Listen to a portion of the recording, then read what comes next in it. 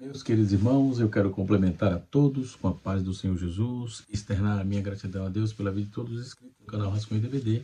Eu sou o pastor Edivaldo Pereira e nesta oportunidade estaremos comentando a lição de número 11 da classe dos adultos. Lembrando aqui a todos que acompanham nosso canal, tive um problema técnico, estou com algumas aulas da aula 8, aula 9 e aula 10 atrasada. Eu quero comentar a lição de número 11. Em dias posteriores eu estarei fazendo os vídeos das outras aulas atrasadas. É bom que fique no canal para manter a nossa playlist aí, tá bom? Muito bem, nós estamos estudando nesse trimestre a pessoa de Davi. Na verdade, o tema é Davi, de pastor de ovelha a rei de Israel. Estamos gratos ao Senhor por esta oportunidade.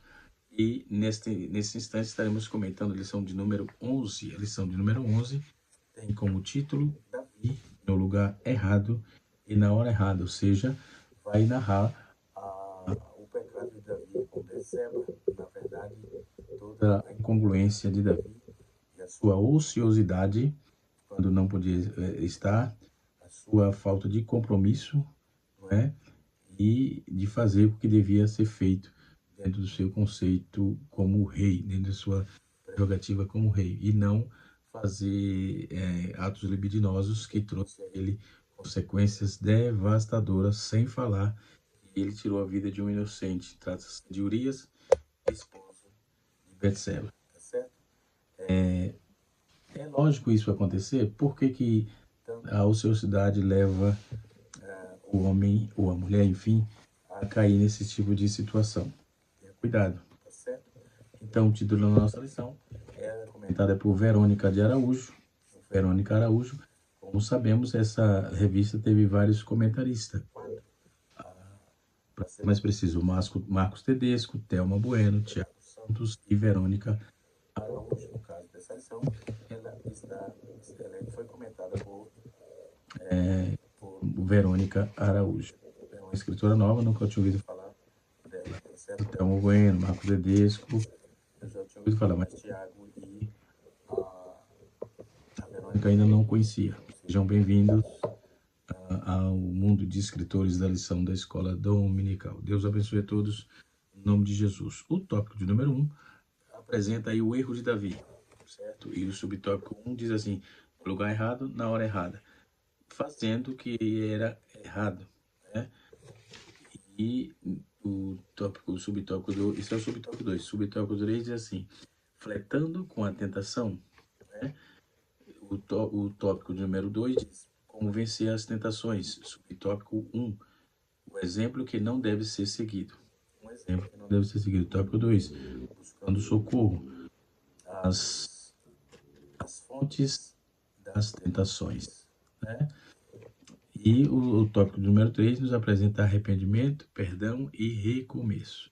O verdadeiro arrependimento, subtópico 1, subtópico 2, a busca do perdão e subtópico 3, a alegria do recomeço, tá certo? Esta é a lição proposta aqui, tá certo? Recomendada aqui na estante do professor, a coleção de Charles Spurgeon, em especial o volume 1, né, Os Tesouros de Davi. É um material rico, que é publicado pela Casa Publicadoras da Assembleia de Deus, tá certo? Muito bem.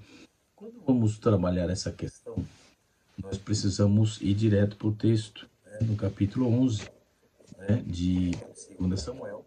O texto nos diz assim, né? E aconteceu, à hora da tarde, que Davi se levantou do seu leito e andava passeando no terraço da casa real. Viu do terraço uma mulher que estava lavando e estava esta muito formosa à vista. Ela estava se lavando, ou seja, estava tomando banho, diríamos. E ela era formosa à vista. Então enviou Davi mensageiros e mandou trazer. E entrando ela a ele, se deitou com ela, e já ela se tinha purificado de sua imundície. Então voltou ela para sua casa. E a mulher sucedeu que enviou a fê-lo saber a Davi e disse, pejada estou. Né?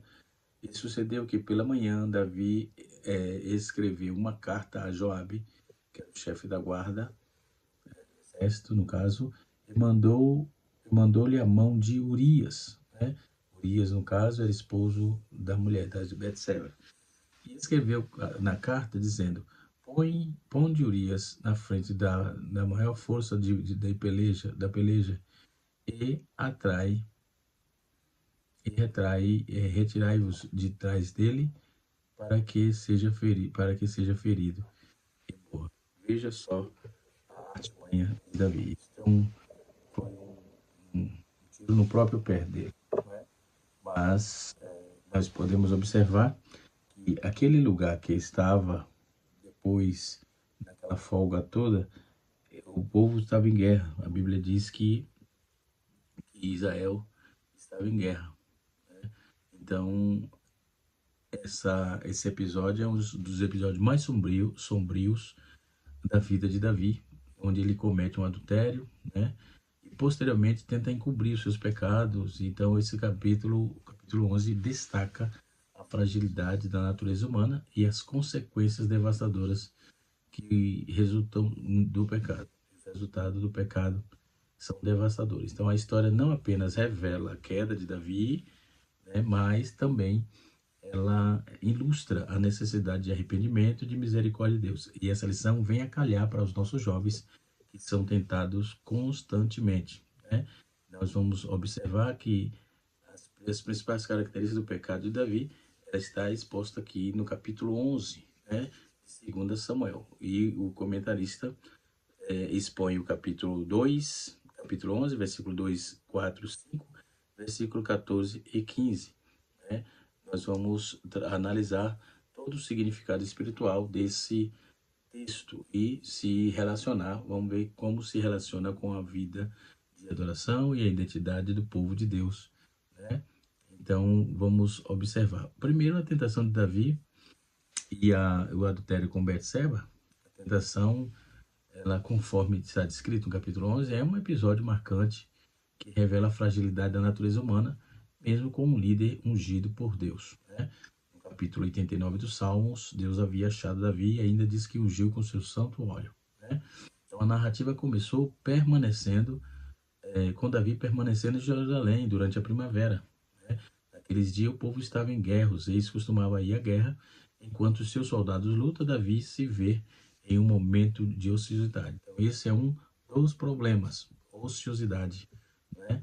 Ele cria um ambiente propício para a tentação, né? E isso levou ele à bancarrota, literalmente. Deixa eu pegar um comentário aqui.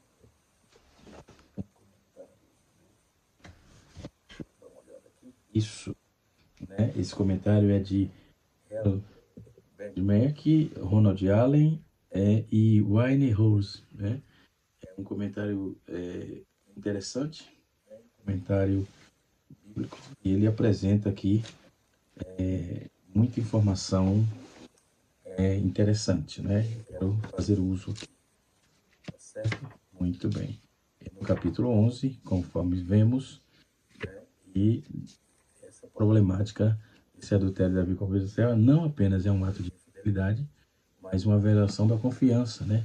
É um pecado contra Deus.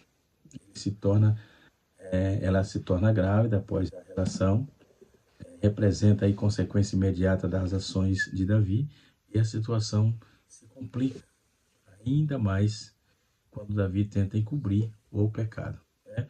Nós temos aquele episódio de Jonatas e etc e tal, né? Dentro desse contexto. Então, enviadoria para a batalha, de volta a Jerusalém, mandou a carta para Joabe, conforme está no texto bíblico, e ele envia lá a carta dizendo para que colocasse o Urias, que não tinha habilidade nenhuma, né, na frente da guerra, da batalha, e saísse de trás dele, porque ele ia morrer, ou seja, para que não morra, ou seja, você não quer morrer, então sai da frente, né?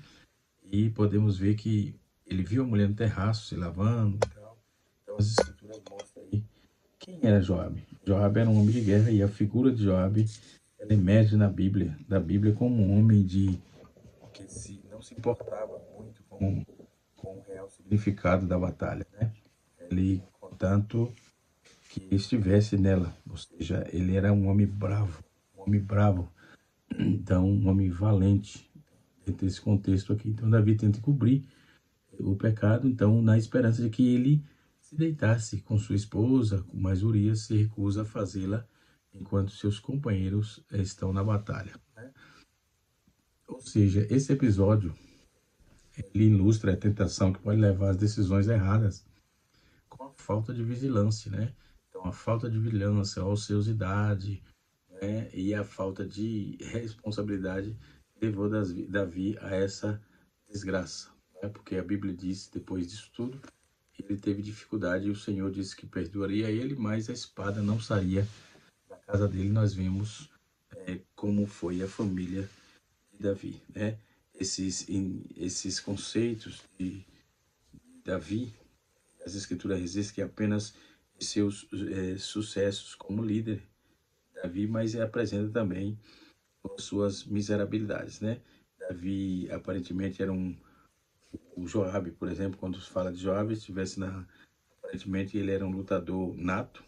A escritura resiste apenas que os seus muitos sucessos, né, como líder militar de Davi, então contra os jebuseus, contra os edonitas, contra os sírios, contra os amonitas. Então ele tinha aí uma vasta experiência nisso, né? E Davi pegou o seu melhor homem, pediu para que levasse a carta até Urias, que Urias levasse até a carta lá, e lá ele colocasse Joabe colocasse Urias, ou melhor, quem levou a carta foi Urias para Joabe, e a carta autorizava Joabe a colocar Urias na frente da batalha para que morresse, né? E Joabe se tornou um cúmplice, né, do trama que Davi fez para matar Urias, né? Os intestinos políticos de Joabe parecia estar baseado em conveniências, né? A autopreservação, ele funcionou como um porta-voz entre Davi e o exílio desde Absalão, né? Desse exilado, e o filho desse exilado, Absalão. Então, depois que matou o rebelde, arrogante, em seguida Joabe exortou Davi a reconciliar-se consigo mesmo pela perda de seu filho, enfim. Então temos aí bastante episódio que narra essa questão do Davi com aliado a esse chefe da guarda dele, esse líder militar, né? Então, quando vamos ver esse texto, capítulo 11, ele assinala a deficiência da trajetória de Davi. Na trajetória de Davi, ele cedeu à tentação, cometeu adultério, e este pecado levou a outros assassinatos, né? Betseba, por exemplo, é um notável fiel de Davi, soldado, e acabou tendo sua vida ceifada devido à imprudência, irresponsabilidade e ociosidade do rei, que devia estar na guerra nesse período, não ficou ao pé da sua casa, vigiando a vida dos outros para cometer esses graves problemas. Então, no antigo Oriente Médio, ou seja, no AOM no caso, os reis iam à batalha na primavera, quando podia certificar-se do bom tempo e da abundância de alimentar ao longo pelo caminho. Então Davi enviou Joabe em seu lugar e o seu exército para visitar a capital dos filhos de Amon. Era a capital, o nome da cidade, a capital era Rabá, né? Então, mas ao invés de ir à guerra, Davi fica em Jerusalém. Olha o problema. Então ele cometeu aí um deslize grave, onde a falta de responsabilidade o levou a fazer assim. Então, as escrituras raramente descrevem a aparência física das pessoas, mas, porém, tanto Betseba quanto Davi são descritos como possuidores de beleza excepcional, enfim. E assim a Bíblia diz que Betseba era formosa à vista, né? E assim sucessivamente. Esse período de guerra, conforme o texto, todos os estrategistas militares sabem a vantagem que é normal para o agressor, o exército que toma a ofensiva usa o elemento surpresa. Por essa razão, os reis antigos, eles tendiam a guerrear na primavera. Segunda Samuel, capítulo 11, versículo 1. Quanto às condições das estradas, eram mais favoráveis e as tropas também podiam mover-se rapidamente sem alertar o inimigo. Na Palestina, por exemplo, a estação chuvosa ocorre durante os meses frios no inverno. Os verões são muito quentes, né? Então os outonos são mais as tempestades mais imprevistas, distantes do Mediterrâneo, por isso que a primavera era melhor, a estação para os reis que engajarem, aliás, para que se engajassem nas batalhas, né? E quando vamos ver o texto proposto, no capítulo, capítulo 2, capítulo 11, versículo 2, e no versículo de número 4, nós vamos ver que ele mandou trazer Davi, o seu poder rei, para aproveitar da esposa. Então, quando ele viu a mulher, ele mandou trazer a mulher até ele, aproveitando, né, do seu poder de rei. Então é difícil saber qual foi a participação de Betseba em tudo isso, né? Ela estava tomando banho em determinado lugar e ele viu, né? Então a declaração já é ela que tinha prejudicado sua imundice, passado sua imundice e tal, para melhor compreensão aí, de acordo com a leitura do texto de Levítico, versículo 19, capítulo 15, versículo 19 a 24, fala desse tipo de imundice e a limpeza, como que seria feito, né? Então ele fez saber a Davi.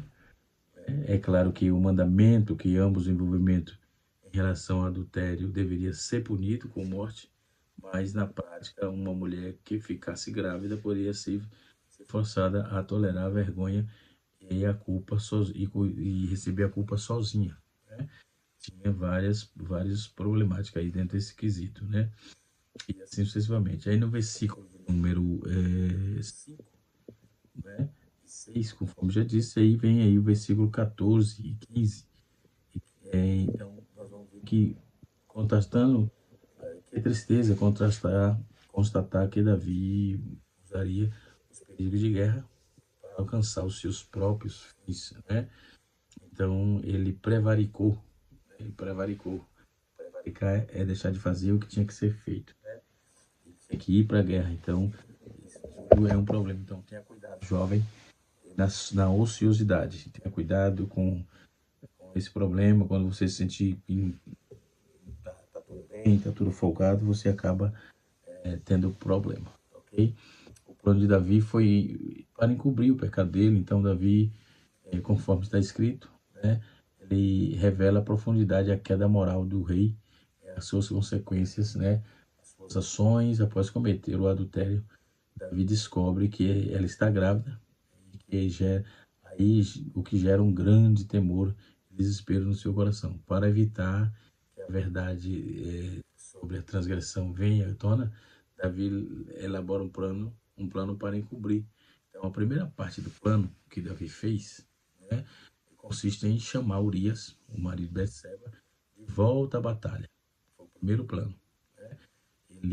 Porque se a mulher fica grávida, vai crescendo a barriga e o marido está em casa, vendo, sem ter acontecido nada com ele, ia dar problema. Então, Davi, ele espera que ao retornar para casa, Urias se deita, antes que Urias se deite com sua esposa, e assim a gravidez poderia ser atribuída a ele, não é? Então, ele traz ele da batalha para retornar para casa, tira ele de lá, põe para dormir com a mulher dele, com Urias dormir com Betseba, para que ele assumisse, tipo, ficou grávida do seu próprio marido mesmo, né? Mas quando ele veio saber disso, ele trouxe Urias de volta e assim a gravidez poderia ser atribuída a ele. No entanto, Urias desmonta um forte senso, ele demonstra aí um forte senso de lealdade e compromisso.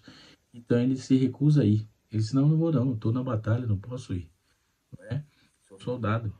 Ele se recusa a vir, né? E nós temos aí esse drama envolvendo essa questão, recusando ir para casa enquanto seus companheiros de batalha estão em campo. Então ele diz, não, eu estou no campo, não posso deixar os meus companheiros sozinhos.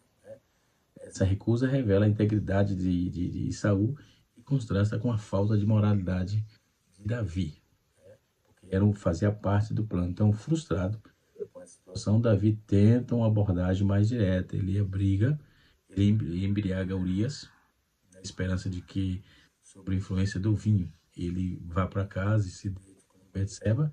No entanto, mesmo dentro dessa situação, né, Urias se recusa a agir de forma egoísta, preferindo ficar com o soldado em vez de desfrutar o conforto do seu lar. Então, a persistência de Davi ao tentar encobrir o seu pecado demonstra profundamente, ou seja, demonstra a profundidade de sua desobediência e complexidade moral da situação.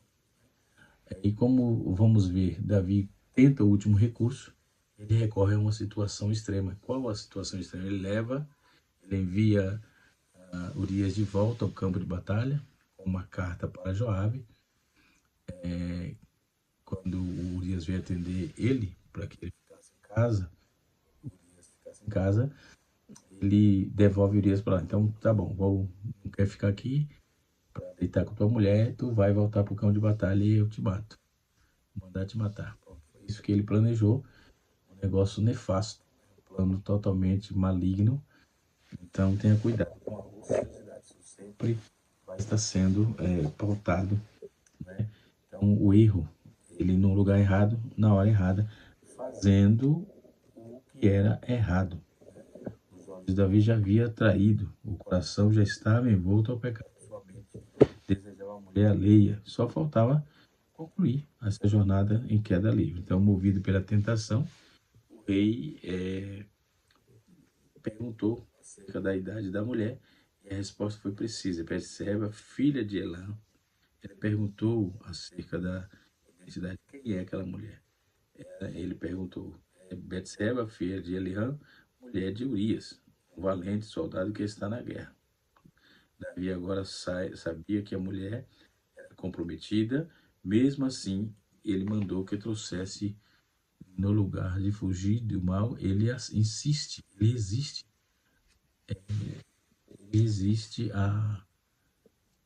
ele não resiste à tentação, ele tinha que resistir à tentação. Na verdade, ele cedeu à tentação. E ao receber a mulher, apenas materializou o que já era realizado no seu coração. Após o período, na verdade, Davi chegou a Davi uma informação que Betseba estava grávida. Diante disso, ele somou-se aos pecados, tentativa de enganar Urias, conforme eu estou relatando aqui no texto, né? E concluindo a triste consequência do pecaminoso, Davi envia o homem novamente ao campo de batalha, porém uma carta contendo o plano assassino. Ele próprio levou o seu plano para ser assassinado e entregou a Joabe, comandante do exército. Com Urias covardemente morto, o rei achou que tudo estava resolvido, né? Então, não era bem assim. Então, quando ele fletou com a tentação, estava fletando com a tentação. Então, a primeira consequência da desobediência de Davi vem aí a problemática. Além das consequências pessoais, a desobediência de Davi também afeta a nação de Israel, e a falta de integridade na sua liderança pode levar aí à erosão da confiança do povo em seu rei, né? Então, a história de Davi é um lembrete que a liderança deve ser exercida com responsabilidade e que as escolhas de um líder podem impactar a vida de muitos, né?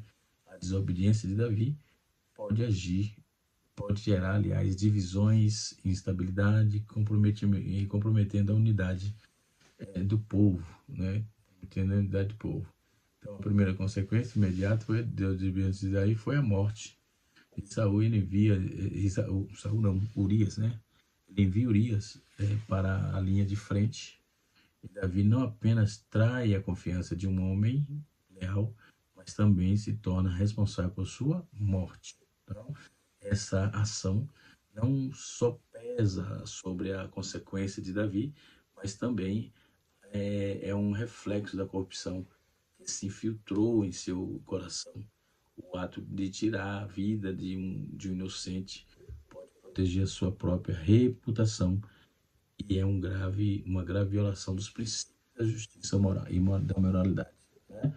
Espiritualmente, a desobediência de Davi resulta em uma separação da presença de Deus, né? Não tem como ficar como era antes. Então, na narrativa mostra que o texto nos mostra que se afastar dos mandamentos divinos, Davi se coloca em uma posição vulnerável, onde o coração, onde a proteção e as bênçãos de Deus pode ser retirada, né? Essa separação é uma consequência direta de suas ações, a de um chamado ao arrependimento, mostrando assim que Deus deseja restaurar o seu povo, mas que isso requer um reconhecimento do pecado, né? Então, ao refletirmos sobre as consequências da desobediência de Davi, somos desafiados a considerar como nossas próprias ações e escolhas implicam em relação com a nossa relação com Deus. Então, tenhamos cuidados com as nossas ações e as nossas relações, né? Isso implica na nossa comunhão com Deus, na nossa intimidade com Deus, na nossa devoção com Deus e também na nossa disposição de viver de conformidade com a vontade de Deus, né? Então, vigiemos, tomemos cuidado para que não venhamos ficar ociosos e, pela ociosidade, ver coisas e criar coisas que não é do agrado de Deus. Então, reconhecendo aí a sua desobediência pode levar, reconhecendo que a sua obediência pode levar a consequência séria. Então, tenha certeza que não há o que fazer quando se erra. Tem que correr, tem que pedir perdão, tem que se arrepender, porque Deus não é brincadeira. Então, a misericórdia de Deus é o chamamento ao arrependimento. É no título da lição, o arrependimento e o perdão dos pecados. Então, a misericórdia de Deus, o chamamento ao arrependimento, conforme abordado aí no texto, no capítulo 2 do 2 Samuel, capítulo 12, aliás, capítulo 12, são temas centrais que sugerem, após a desobediência de Davi e suas consequências. Após o pecado, Davi observa a morte de Uria, Deus envia um profeta. O profeta era Natã, para confrontar Davi com suas ações. Essa intervenção divina é um ato de misericórdia, pois Deus, em sua compaixão, ele não abandona Davi, mas chama-o para a restauração, né? Quando Natã se apresenta, ele usa uma parábola para ilustrar a gravidade do pecado de Davi, fazendo com que o rei reconheça as injustiças de suas ações. E a abordagem de Natã é um exemplo de como a correção pode ter feita com amor e sabedoria, né? Então, Natã conversa com Davi. Quando Natã se apresenta a Davi, ele usa uma parábola para ilustrar toda a gravidade, né? E ele apresenta aí fazendo com que o rei reconheça a injustiça e as ações. Então, a abordagem dele é um exemplo de como a correção pode ser feita com amor e sabedoria. Então, permitindo que Davi veja realmente a gravidade das suas transgressões, né? Aí vem a misericórdia de Deus, né? O verdadeiro arrependimento atrai a misericórdia de Deus. Então, é evidente que o fato que ele ainda se preocupa com Davi, Deus ainda se preocupa com Davi, e podemos observar que a resposta de Davi ao confronto com Natã é um exemplo de verdadeiro arrependimento, tá? Ele reconhece os seus pecados, reclama e clama a Deus por misericórdia, demonstrando que mesmo após cometer erros, é possível voltar-se para Deus com um coração sincero, né? Então, a misericórdia de Deus não apenas oferece perdão, mas também traz a oportunidade de transformação. Davi, ao se arrepender, ele é restaurado, conforme diz o texto, em sua posição de rei, embora enfrente as consequências de suas ações, né? A narrativa ilustra que, embora o pecado tenha a repercussão da misericórdia de Deus, é suficiente, né? Tem as suas repercussões, mas a misericórdia de Deus é suficiente para trazer cura e renovação. Ao refletirmos sobre a misericórdia de Deus, podemos ver que o chamado ao arrependimento somos desafiados a considerar como respondemos nossos próprios Deus, aliás, como respondemos nossos próprios pecados, né?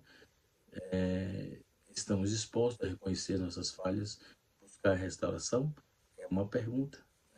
Então, a verdadeira adoração envolve não apenas a devoção, mas também a disposição de se arrepender e voltar-se para Deus, confiando em sua misericórdia em nossas vidas, né?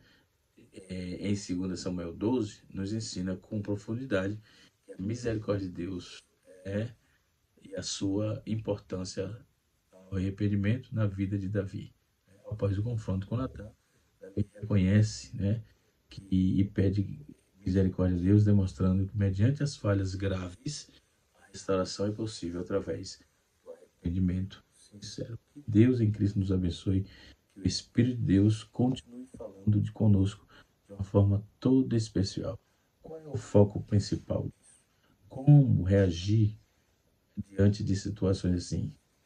A nossa ação é pedir perdão ao Senhor e receber dele a sua misericórdia. Nós ensinando para transformar vidas. Até a próxima aula, se Deus assim nos permitir. Estamos já finalizando esse semestre e a próxima aula nós estaremos fechando com a aula número 12. Nós temos ainda o número 12, que é a manifestação da graça. A aula número 13 é Davi, um homem segundo o coração de Deus. Deus abençoe a todos, em nome de Jesus.